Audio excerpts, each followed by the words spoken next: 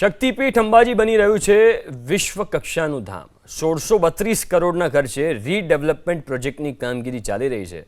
નડતરરૂપ બાંધકામોને દૂર કરવામાં આવી રહ્યા છે, જેમાં આજે ખુદ મંદિર ટ્રસ્ટના અધિક કલેક્ટરના બંગલા પર જેસીબી ફેરવી દેવાયું। અધિક કલેક્ટરના બંગલા સહિત નડતરરૂપ અનેક રહેણાંક દબાણોને તોડી પડાયા। નિર્માણાધીન ભવ્ય કોરિડોરના માર્ગમાં આવતી તમામ મિલકતોને દૂર કરવામાં આવી રહી છે।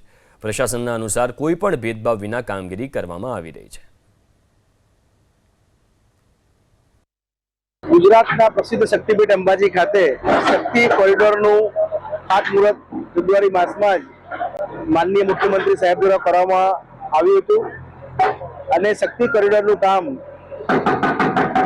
પણ શરૂ થઈ ગયેલ છે, કામકાજ શરૂ થઈ ગયેલ છે।